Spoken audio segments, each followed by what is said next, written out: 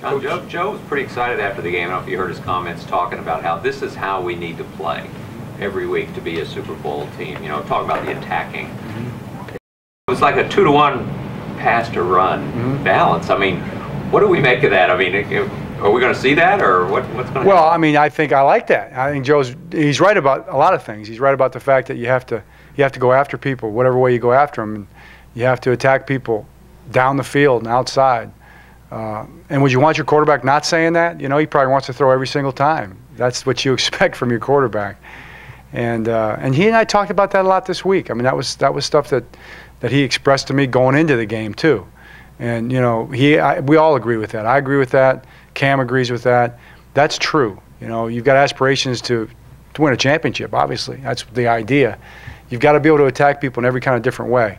But that's not to say that we're not going to run the ball too. You know, we pride ourselves in that also. You've got to be able to do everything well.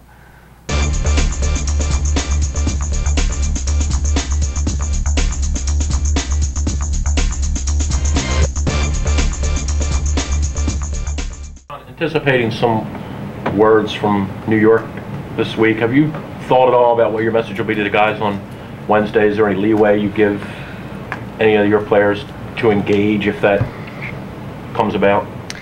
Well, you know, we always tell our guys really to be themselves. You know, we don't tell them not to say anything. We encourage them to be their best selves. You know, and I think our guys are pretty good guys. You know, and our guys are classy guys. I'm sure our guys will have fun with it.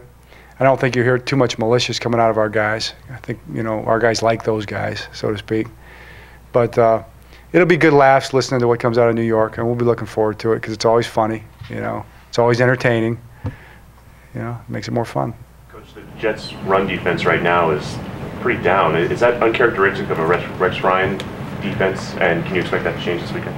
I don't know. I'm not like really making any historical statements about it, characteristics. We'll just look at what they are as a team, and you know, try to find a way to, you know, be our best football team on Sunday and try to find a way to beat a very good football team. That's all. You know, they're a very good football team, very aggressive, very tough, very determined. You know, they got a lot of playmakers.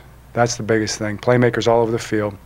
And I think when you see them win, you know, they can win it in a lot of different ways. They can win by dominating an opponent. They can win by pulling it out at the end, you know, and that's the mark of a good team, a winning team. So that'll be our challenge.